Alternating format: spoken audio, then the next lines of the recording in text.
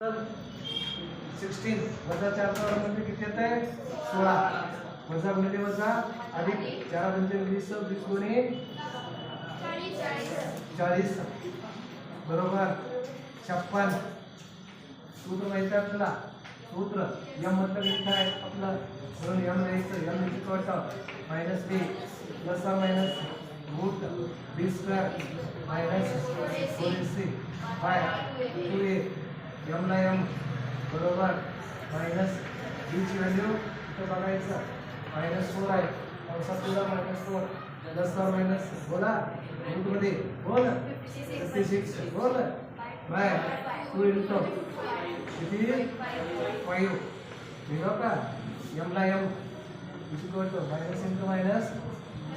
minus into minus minus into minus इथे into चिन्ह असतं माहिती नाही प्लस आले म्हणजे पूर्ण फक्त प्लस और माइनस रूट 4 ला दाखता येते केला 4 वेळ काढू 4 च्या पाड्यात आहे बरं बघू 4 म्हणजे 4 बरं 8 चे 64 नाही 16 चे 16 16 सोबत 16 चे 64 होत नाही 16 चे 84 होत नाही 16 च्या पाड्यात नाही आहे ना 4 च्या पाड्यात आहे 4 पाड कॉमन काढू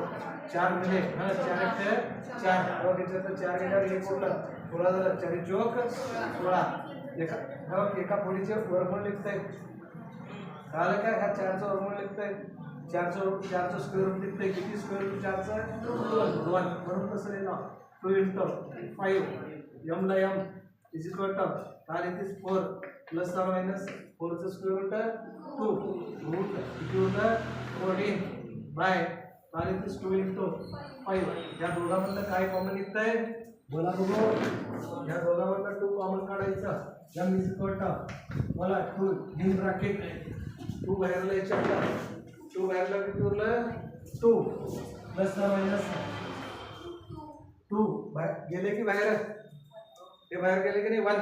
1 लिहित नसतो आपण इथं पुढे उरलं कोण प्लस और माइनस रूट 14 बाय काय राहिले 2 इंटू 5 समजे इथला 2 5 आणि इथला 2 आणि इथला 2 कॅन्सल होणार आहे m इज इक्वल टू काय लिहितो आपण 2 प्लस और माइनस रूट 14 बाय